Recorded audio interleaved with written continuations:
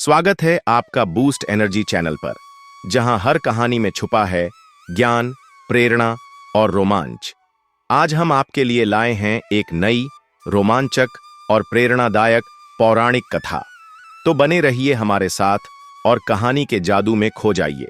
जंगल के उस सरोवर की छटा मन को भाने वाली थी। स्वर्गलोक की सबसे सुंदर अप्सरा उर्वशी अपनी सहेलियों के साथ पानी में खेल कूद कर रही थी। सहेलियों के साथ होते हुए भी उर्वशी किसी और के विचारों में खोई हुई थी।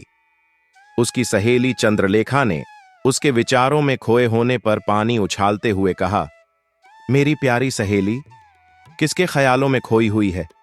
हमारी ओर तो तेरा ध्यान ही नहीं है। मैं भला किसका ख्याल करूंगी? बस इस स्थान की सुंदरता ने मुझे मोहित कर लिया है। धरती पर कुछ भी स्थायी नहीं है, लेकिन प्रकृति ने बड़ी उदारता दिखाई है। यहाँ के दृश्य बहुत सुंदर हैं। बात तो तुम्हारी सही है सहेली, किंतु ऐसी बातें करके मेरे प्रश्न को मत टालो।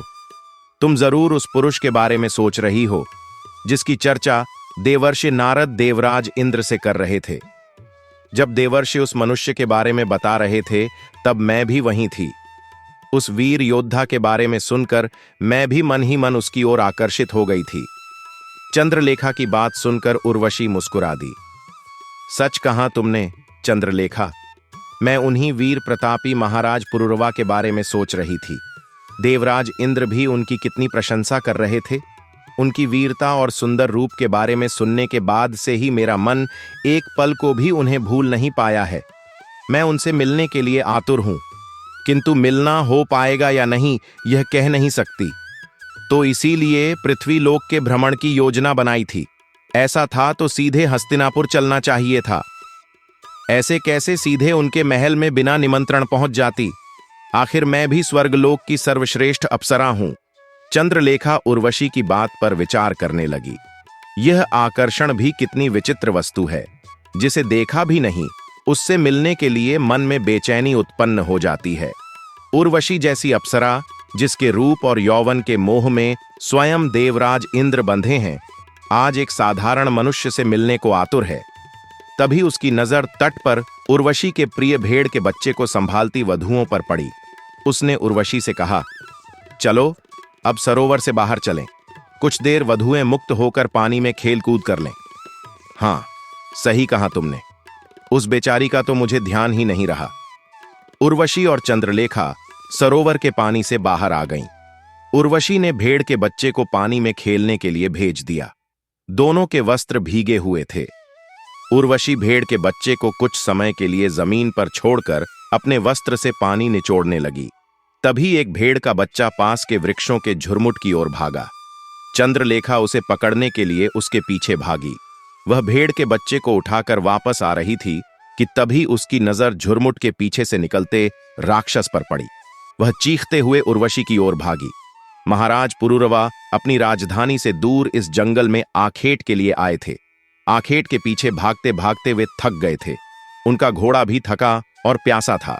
आकाश में उड़ते पानी के पक्षियों को देखकर वे समझ गए कि आसपास कोई सरोवर अवश्य है। वे उसी दिशा की ओर बढ़ने लगे। महाराज पुरुरवा अपने घोड़े की लगाम थामे सरोवर की ओर बढ़ ही रहे थे कि अचानक उन्होंने कुछ स्त्रियों की चीखें सुनी।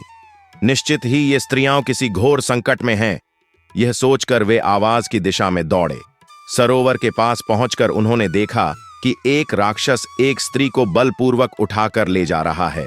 पुरुरवा ने उस राक्षस को ललकारा, ठहर जा दुष्ट, इस स्त्री को छोड़ दे, अन्यथा भयंकर परिणाम भुगतने के लिए तैयार हो जा। पुरुरवा की ललकार सुनकर राक्षस को क्रोध आ गया। उसने उर्वशी को नीचे उतारा और पुरुरवा की ओर लपका। अब पुरुरवा और उस राक्षस के बीच भयंकर संग्राम होने लगा। उर्वशी समेत सभी अप्सराएं एक ओर खड़ी होकर यह युद्ध देखने लगीं। दोनों ही बल में समान प्रतीत हो रहे थे। कभी राक्षस पुरुरवा पर भारी पड़ता, उसे जमीन पर गिराकर जोरदार प्रहार करता, तो कभी पुरुरवा उसकी गर्दन को अपनी भुजाओं के शिकंजे में कसकर उसे बेदम कर देते। कोई यह नहीं कह सकता था कि जीत किसकी होगी। अप्सराएं सांस रोककर इस घमासान युद्ध को देख रही थीं। अपने रक्षक के बल और साहस को देखकर उर्वशी समझ गई कि यही महाराज पुरुरवा हैं। देवर्षि नारद ने उनके शारीरिक गठन व बल का जो वर्णन किया था, उसकी रक्षा के लिए आए पुरुष में वह सब था। उसने कभी नहीं सोचा था कि कोई मनुष्य इतना बलशाली हो सकता है। राक्षस का शरीर आकार में पुरुरवा से बड़ा था, किंतु पुरुरवा युद्ध में उसके साथ पूरी बराबरी से लड़ रहा था। पुरुरवा की वीरता ने उर्वशी को बहुत प्रभावित किया। दोनों में से कोई भी हार मानने को तैयार नहीं था। ऐसा लग रहा था जैसे यह युद्ध कभी समाप्त ही नहीं होगा। पुरुरवा समझ गए कि केवल बल से राक्षस को हराना कठिन है, बल के साथ बुद्धि का उपयोग भी करना पड़ेगा। युद्ध करते हुए पुरुरवा ने महसूस किया कि राक्षस लड़ते हुए अपने मस्तक पर लगी मणि जैसी वस्तु को प्रहार से बचाने का पूरा प्रयास कर रहा है। पुरुरवा समझ गए कि यह उसके शरीर का दुर्बल बिंदु है। लड़ते हुए पुरुरवा ने एक दांव खेला। उन्होंने राक्षस को स्वयं पर आक्रमण करने के लिए ललकारा। जब वह पूरी शक्ति से उनकी ओर भागा तो वे एक ओर हट गए। राक्षस लड़खड़ाकर जमीन पर गिर पड़ा। बिना उसे कोई मौका दिए पुरुरवा उसकी छाती पर चढ़ बैठे। उन्होंने दोनों हाथों से उसके मस्तक की मणि पर बलपूर्वक प्रहार करने शुरू कर दिए। राक्षस तेज पीड़ा से चिल्लाने लगा। कुछ ही क्षणों में राक्षस मृत्यु को प्राप्त हो गया। पुरुरवा की इस चतुराई से उर्वशी प्रभावित हुई। चंद्रलेखा युद्ध से अधिक उर्वशी के चेहरे पर उभरने वाले भावों को देख रही थी। वह समझ गई कि उसकी सहेली ने उन लोगों के रक्षक को पहचान लिया है। वह पूर्णतः पुरुरवा के आकर्षण में डूब चुकी है। राक्षस का वध करने के बाद पुरुरवा अप्सराओं के सामने उपस्थित होकर बोले, अब भय की कोई आवश्यकता नहीं है, आप सभी सुरक्षित हैं। उर्वशी ने सबकी ओर से धन्यवाद देते हुए कहा, आप वीर ही नहीं, चतुर भी हैं। आपके बल व साहस को देखकर मैं कह सकती हूं कि देवराज इंद्र जिस योद्धा की प्रशंसा करते हैं, वह वीर योद्धा आप ही हैं। आप ही हस्तिनापुर के शासक महाराज पुरुरवा हैं। आपने सही कहा देवी, मैं भी आपके इस अनुपम सौंदर्य को देखकर कह सकता हूं कि आप स्वर्गलोक की सबसे सुंदर अप्सरा उर्वशी हैं। अपनी प्रशंसा सुनकर उर्वशी बहुत खुश हुई। पुरुरवा ने बड़े ही विनम्र भाव से कहा, मैं शिकार के लिए जंगल में कुछ दिनों के लिए आया हूं। जंगल के बाहर पहाड़ी पर मेरा शिविर है। आप सभी थकी हुई हैं और इस घटना के बाद भयभीत भी हैं, अतः आप सब मेरे शिविर में चलकर थोड़ा विश्राम कर लीजिए। उर्वशी ने अपनी सहेलियों की ओर देखा। चित्रलेखा चाहती थी कि उर्वशी अकेले ही पुरुरवा के साथ समय बिताए। वह आगे आकर बोली, निमंत्रण हेतु आपका बहुत आभार महाराज पुरुरवा, पर हम अब स्वर्गलोक वापस जाएंगी, किंतु मेरी सहेली उर्वशी हम सबकी ओर से आपका निमंत्रण स्वीकार करेगी। मेघा ने भी चित्रलेखा की बात का समर्थन किया। उसने उर्वशी की ओर देखा जो असमंजस में लग रही थी। चित्रलेखा ने बात संभालते हुए कहा, तुम चिंता मत करो सहेली, हम देवराज इंद्र को सारी बात समझा देंगे। तुम्हारे प्रिय भेड़ के बच्चे को भी साथ ले जा रहे हैं, उनकी ओर से भी निश्चिंत रहो। चित्रलेखा ने अप्सराओं एवं भेड़ के बच्चे के साथ स्वर्गलोक की ओर प्रस्थान किया। अप्सराओं के जाने के बाद पुरुरवा ने उर्वशी से कहा, स्वर्गलोक की सर्वोत्तम अप्सरा उर्वशी मेरा आतिथ्य स्वीकार करेगी, यह मेरे लिए सौभाग्य की बात है। किंतु देवी, आपको शिविर ले चलने से पहले मैं अपने प्यारे घोड़े को पानी पिला लूं। आपका अतिथि बनना तो मेरे लिए भी सौभाग्य की बात है। आप पहले इस जीव को जी भरकर पानी पी लेने दीजिए, फिर हम आपके शिविर चलेंगे। पुरुरवा घोड़े को पानी पिला रहे थे। उर्वशी बड़े प्रेम से उन्हें देख रही थी। युद्ध के कारण सारा शरीर धूल से सना था। मस्तक पर पसीने की बूंदें चमक रही थीं। पुरुरवा का वह रूप मोहित करने वाला था। पुरुरवा के साथ समय व्यतीत करते हुए करीब एक पखवाड़े का समय बीत चुका था, लेकिन उर्वशी को ऐसा लगता था कि जैसे अभी कुछ ही समय पहले वे सरोवर के किनारे मिले थे। जितना अधिक वह पुरुरवा के साथ रहती, उतना ही उनका प्रेम बढ़ता जा रहा था। पुरुरवा का भी यही हाल था। उर्वशी का साथ पाकर वे दुनिया की हर वस्तु को भूल चुके थे। जिस प्रकार भ्रमर पुष्प के रस का पान करता है, ठीक उसी प्रकार पुरुरवा की आंखें उर्वशी के अद्भुत सौंदर्य को निहारने के लिए व्याकुल रहती थीं। एक दूसरे के साथ उनके दिन सुखपूर्वक बीत रहे थे। उर्वशी देवराज इंद्र की सबसे प्रिय अप्सरा थी। उसके इतने समय से स्वर्ग में न होने के कारण इंद्र बहुत व्याकुल हो उठे थे। विशेषकर यह जानकर कि इतने दिनों से वह पुरुरवा के साथ थी, उन्हें अत्यधिक कष्ट हो रहा था। उन्होंने वसु नामक गंधर्व को संदेश देकर उर्वशी के पास भेजा कि देवराज इंद्र ने उसे शीघ्र स्वर्गलोक वापस आने का आदेश दिया है।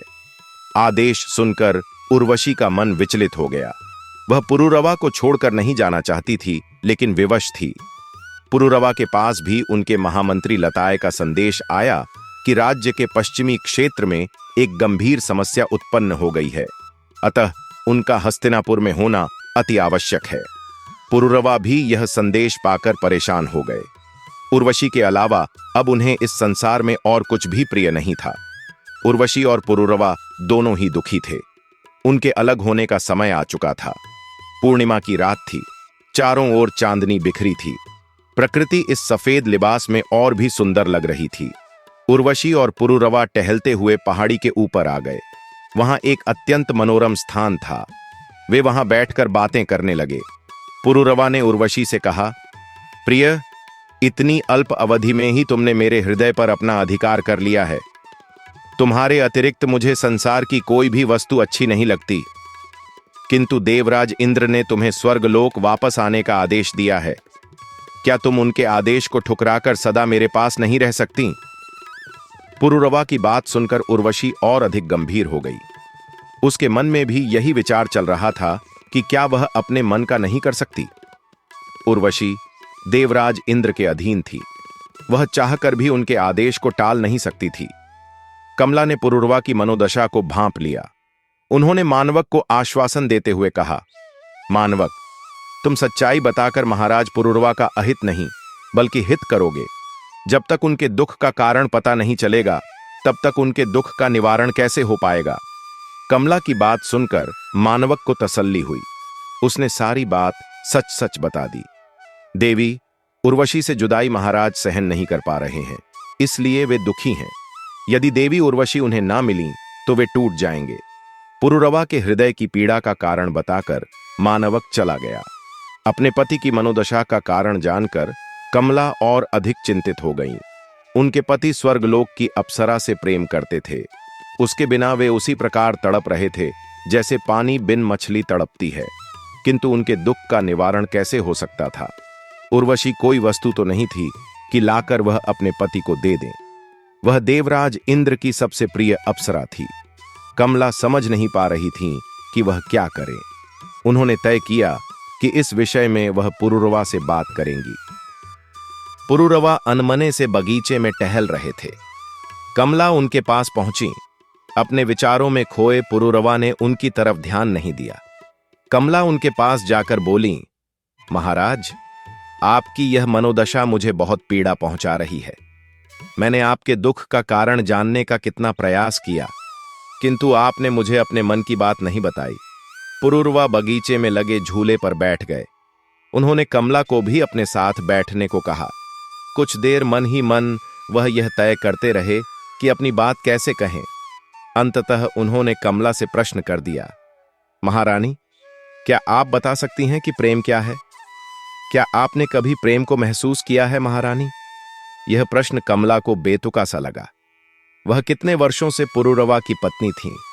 पुरुरवा को बहुत अधिक चाहती थीं। हाँ, मैंने आपसे प्रेम किया है और इसे अपने हृदय से महसूस किया है। आप ऐसा प्रश्न क्यों कर रहे हैं? तो आप जो महसूस करती हैं उसके बारे में बताइए। कमला समझ गईं कि पुरुरवा उनसे प्रेम के विषय में क्यों पूछ रहे हैं।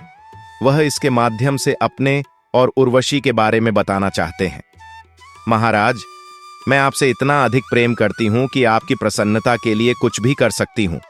अतः आप मुझसे खुलकर अपने मन की बात कहें। मेरा प्रेम आपकी प्रसन्नता चाहता है।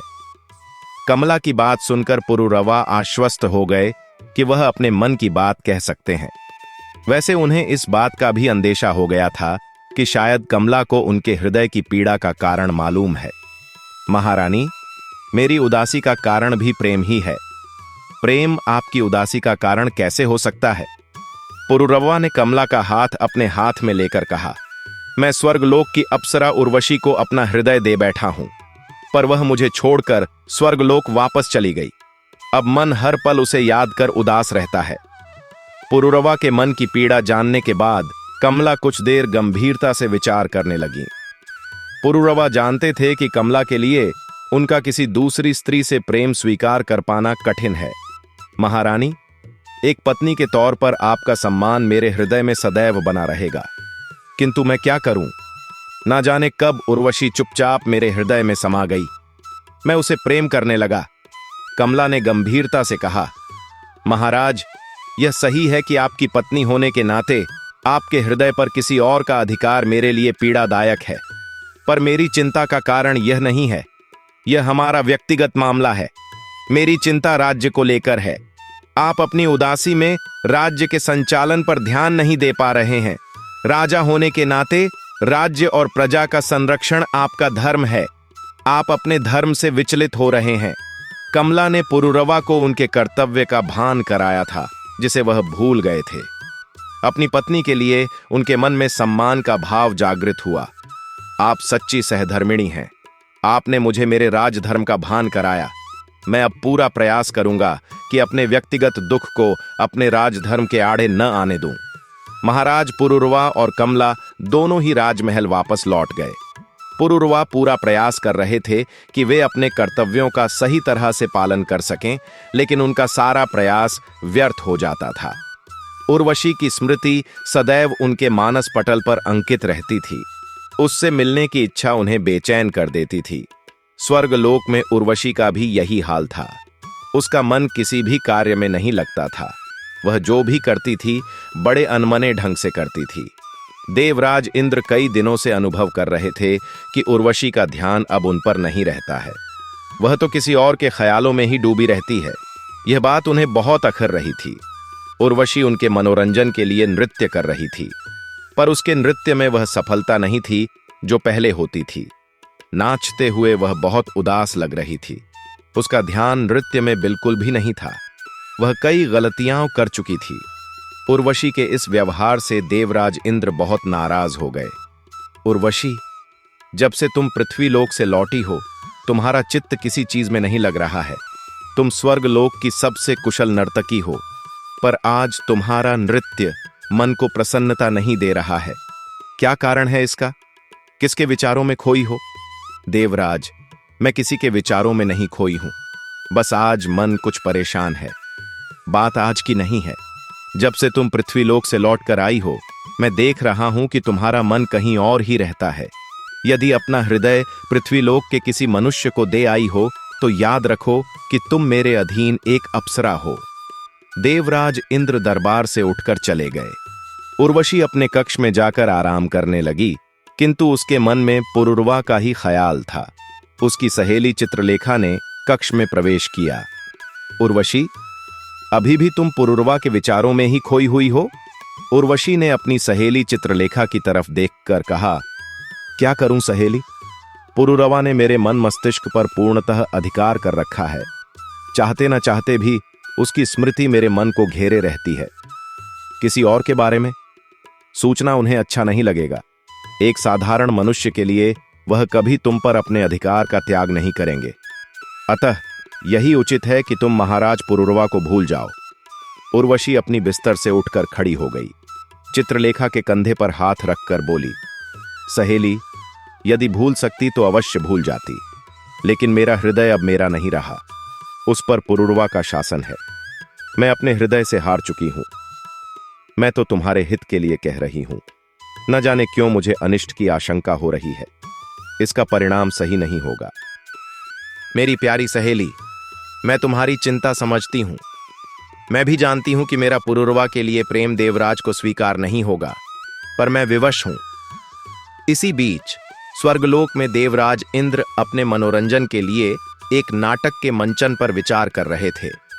उन्होंने अपने शिष्यों पलव और गर्व के समक्ष अपनी मन की बात रखी।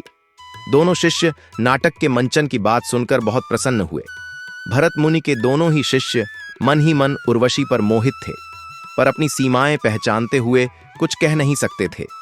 उन्हें पता था कि नायिका के लिए उर्वशी का ही चयन होगा। अतः दोनों मन ही मन नायक की भूमिका के लिए स्वयं को चुने जाने की इच्छा रखते थे। गर्व ने भरत मुनि से कहा, गुरुदेव, नायिका की भूमिका में अवश्य ही देवी उर्वशी के बारे में विचार किया होगा आपने, पर नायक किसे चुनेंगे? भरत मुनि ने पलव की ओर देखकर कहा, मैंने तुम्हारे गुरु भाई पलव को इस भूमिका के लिए चुना है। भरत मुनि की बात गर्व को अच्छी नहीं लगी। वह स्वयं नायक की भूमिका निभाना चाहता था। नाटक एक प्रेम कहानी था।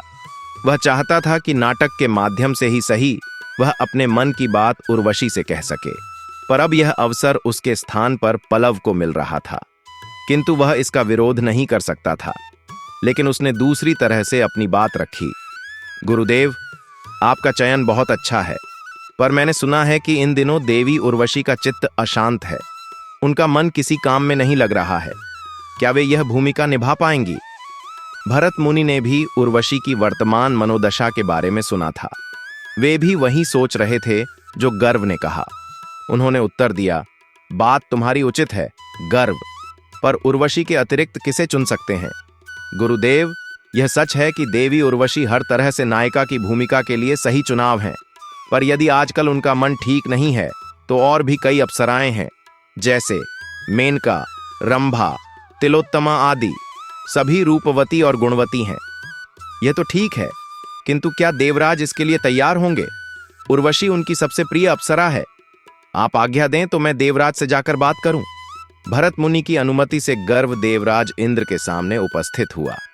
उसने भरत मुनि के नाटक के बारे में बताते हुए कहा कि नायिका के चयन में कठिनाई हो रही है।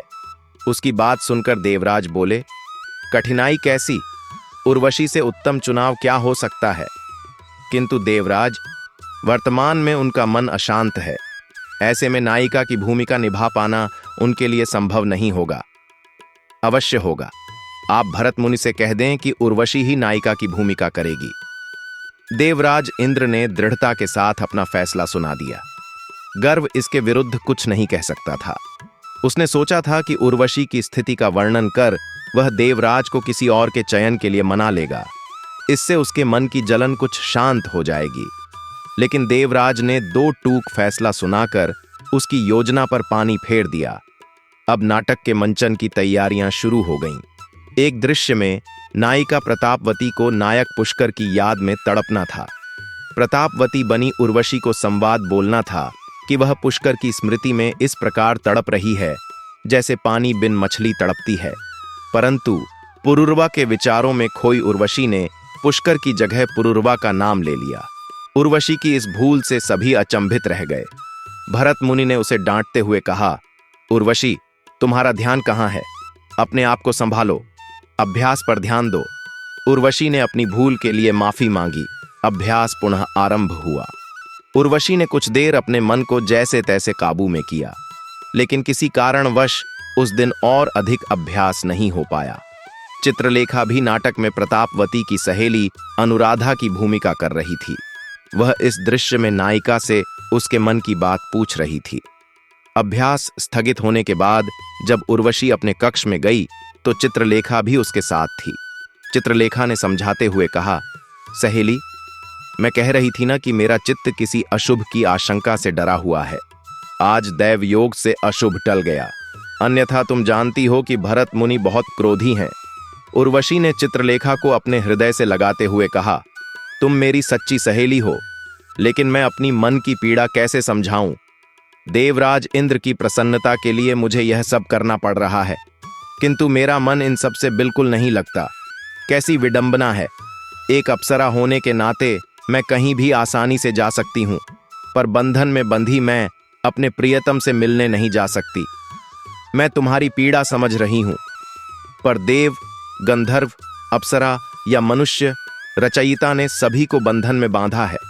हमें उन्हीं को ध्यान में रखकर ही कार्य करना पड़ेगा। उर्वशी चित्रलेखा की बात पर विचार करने लगी।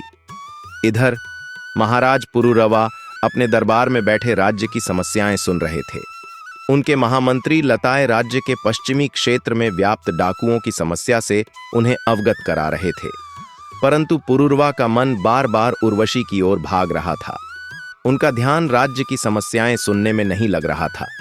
उन्होंने लताए से कहा, मेरा स्वास्थ्य ठीक नहीं है, आप जो भी उचित कार्रवाई है करें। पुरुरवा राजसभा से उठकर अपने महल में आ गए। कमला उनके दिल का हाल समझ रही थी, पर उनकी सहायता नहीं कर सकती थी। उनके अशांत मन को केवल उर्वशी ही शांत कर सकती थी, लेकिन वह उर्वशी को स्वर्गलोक से धरती पर नहीं ला सकती थी। क्या मैं यह कर सकूंगा? असमर्थ हूं। आपके हृदय की पीड़ा मेरे दिल को भी दुखा रही है। महारानी, आपके समझाने पर मैंने एक राजा होने के नाते अपने कर्तव्यों का निर्वहन करने की पूरी कोशिश की, पर मेरी सारी कोशिशें बेकार हो जाती हैं जब उर्वशी की याद दिल में हलचल मचा देती है। लगता है कि यह पीड़ा मेरे प्राणों के साथ ही जाएगी। कमला अपनी क्षमता के अनुसार पुरुरवा के दुखी हृदय को सांत्वना देने का प्रयास करती रही, परंतु पुरुरवा के हृदय की पीड़ा कम नहीं हो रही थी। नाटक के मंचन का समय निकट आ रहा था। पूर्वाभ्यास का कार्य बहुत जोर शोर से हो रहा था। भरत मुनि ने उर्वशी को एक संवाद बोलने का आदेश दिया, किंतु वह पुनः पुरुरवा का नाम ले गई। भरत मुनि ने क्रोधित होकर उसे श्राप दिया, तुम जिस साधारण मनुष्य के विचारों में खोई हुई थी, जिसके कारण तुमने मेरा अपमान किया, मैं श्राप देता हूं कि तुम एक साधारण नारी की भांति पृथ्वी पर उसी के साथ जीवनयापन करोगी। भरत मुनि का श्राप सुनकर उर्वशी कांप गई। वह पुरुरवा से प्रेम करती थी, परंतु यह जानकर कि अब उसे साधारण स्त्री की भांति पृथ्वी पर रहना पड़ेगा, वह रोने लगी। उसने क्षमा मांगते हुए कहा, गुरुदेव, मुझे मेरी भूल की इतनी बड़ी सजा मत दीजिए, कृपया अपना श्राप वापस ले लीजिए।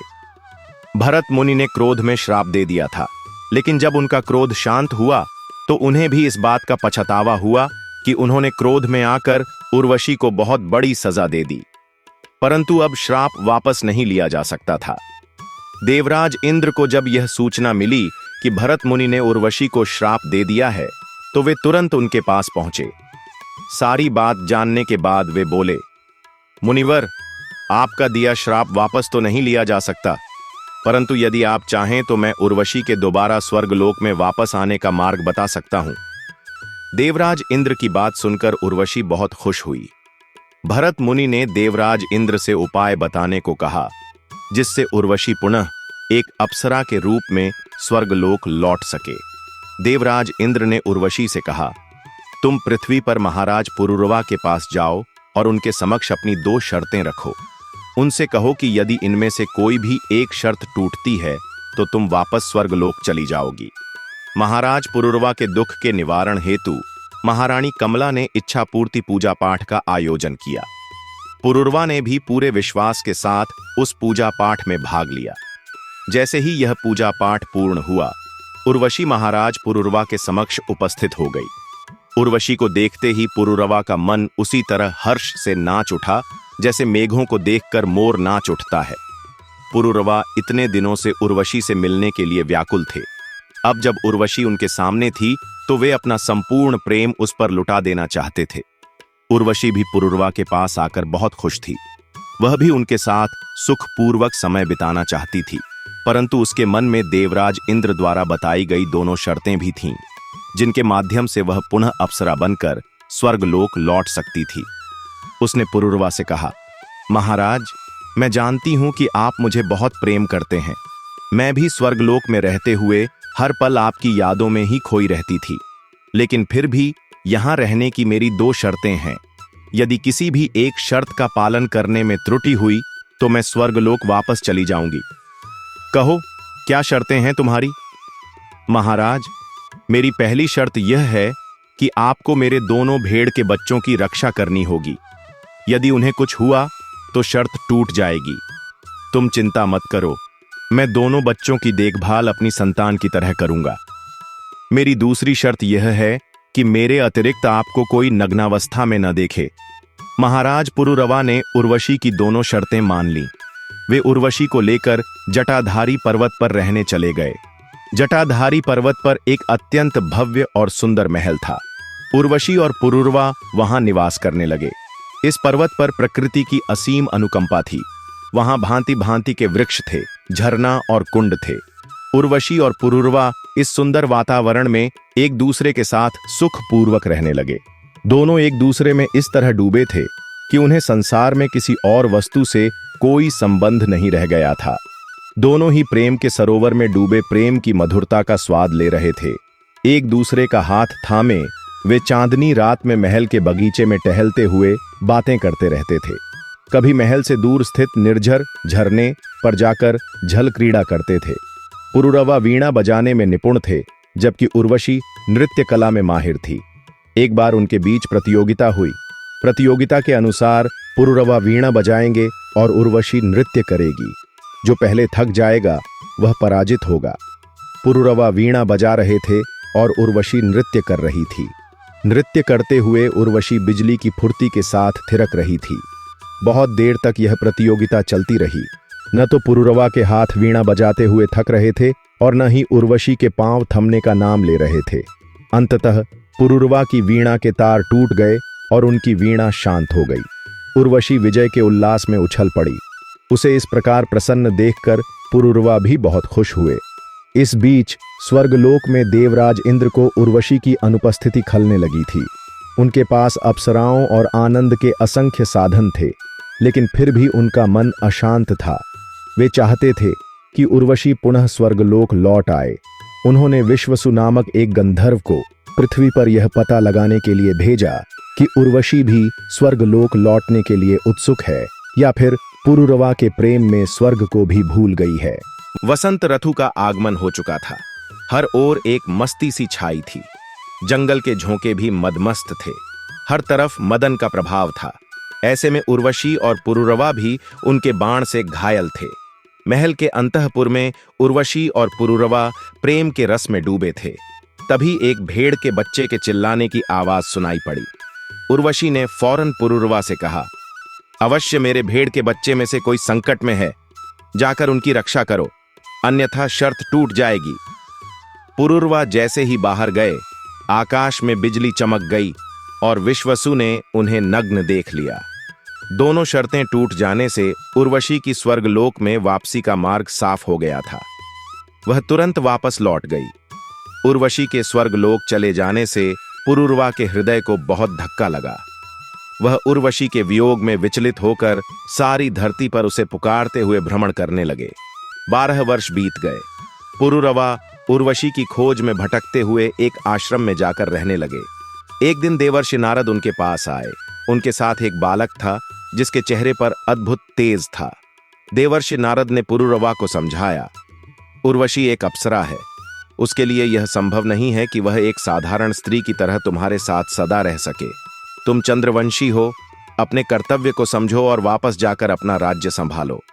फिर उन्होंने साथ आए बालक से कहा, अपने पिता के चरण स्पर्श करो। यह सुनकर पुरुरवा आश्चर्य में पड़ गए। देवर्षि नारद ने बताया, यह तुम्हारा और उर्वशी का पुत्र आयु है। आयु के रूप में पुरुरवा को अपने और उर्वशी के प्रेम का प्रतीक मिल गया था।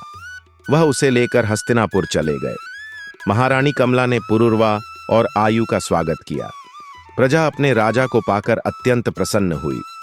प्रेम, त्याग और नियति के ताने बाने से बुनी यह कथा हमें सिखाती है कि सच्चा प्रेम बंधनों में नहीं बंधता, बल्कि स्वतंत्रता और आत्मसमर्पण में ही उसकी परिपूर्णता होती है। उर्वशी और पुरुरवा की यह कहानी दर्शाती है कि प्रेम में अपार सुख होते हुए भी जीवन के कर्तव्य और समय की धारा के आगे हर किसी को झुकना ही पड़ता है। सच्चा प्रेम वही है जो त्याग में भी अमर रहता है। अगर आपको हमारी यह पौराणिक कथा पसंद आई हो तो बूस्ट एनर्जी चैनल को लाइक और सब्सक्राइब करें। आपकी सपोर्ट हमें और भी प्रेरक, रोमांचक और अद्भुत कहानियां प्रस्तुत करने के लिए प्रोत्साहित करता है। बेल आइकन दबाना न भूलें ताकि कोई भी नई कहानी आपसे छूट न जाए।